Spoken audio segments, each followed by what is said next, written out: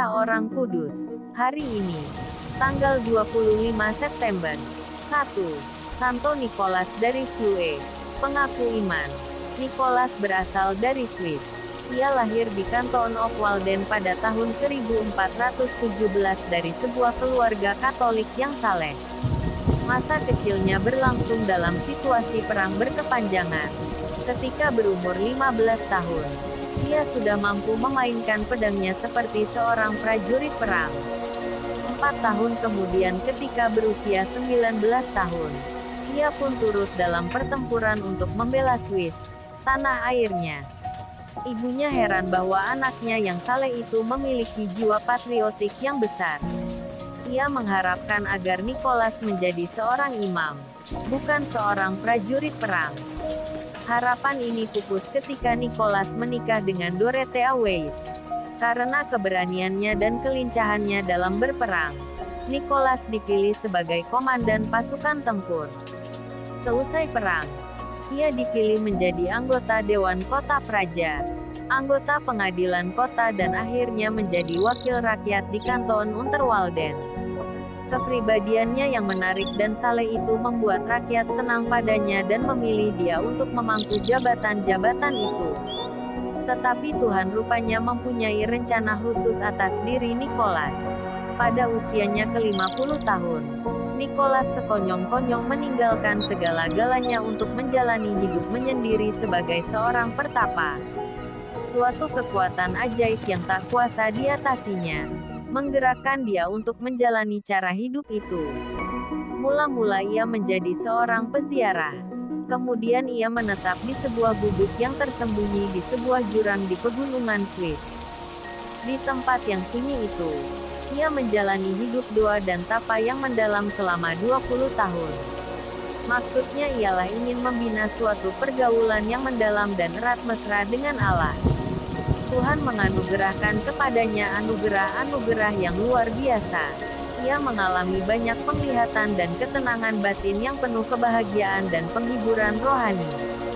Mukjizat besar yang dialaminya ialah bahwa selama bertahun-tahun lamanya, ia mampu hidup dalam puasa mutlak tanpa makan suatu apapun kecuali komuni suci. Doa dan renungan-renungan suci adalah pekerjaannya sehari-hari. Menyaksikan kesucian Bruder Klaus, demikian ia disebut orang. Banyak orang datang kepadanya untuk meminta bimbingan rohani.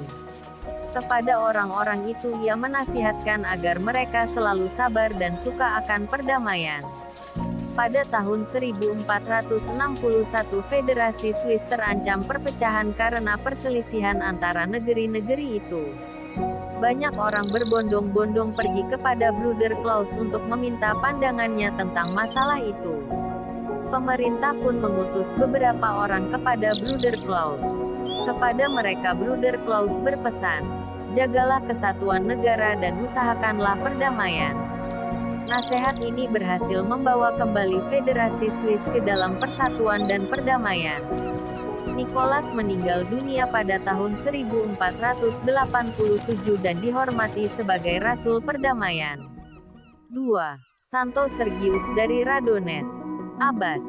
Sergius atau Sergij lahir di Rostov, Rusia pada tahun 1315 dari sebuah keluarga petani sederhana. Di kalangan rakyat Rusia, Sergij dikenal luas karena kesucian hidupnya. Ia hidup bertapa di sebuah hutan rimba di luar kota Moskwa. Banyak orang datang kepadanya untuk menjadi muridnya. Karena banyak muridnya, ia akhirnya memutuskan untuk mendirikan sebuah biara pertapaan dekat kota Zagorec. Biara itu dinamakannya Biara Tritunggal Maha Kudus. Sampai kini biara itu tetap menarik perhatian banyak peziarah, walaupun mereka diolok-olok oleh kaum komunis Soviet. Seperti Saint Bernardus di Eropa Barat. Demikian juga Sergij sering dimintai nasihat dan pendapatnya oleh para pembesar gereja dan negara. Karena kesalehan hidup dan kejujurannya, Sergij beberapa kali ditawari jabatan uskup atau patriark Moskwa. Namun ia selalu menolak tawaran itu karena lebih suka hidup menyendiri bersama rekan-rekannya di hutan rimba. Demikian juga seperti Saint Franciscus Assisi. Sergij juga dikenal sebagai pencinta lingkungan hidup. Dalam hidupnya Sergij menaruh devosi yang besar kepada Santa Perawan Maria setelah ia mengalami peristiwa penampakan Maria. Ia meninggal dunia pada tahun 1392 di tengah saudara-saudaranya sebiara dalam usia 83 tahun.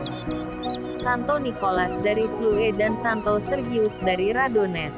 Doakanlah kami. Kak Carla Channel.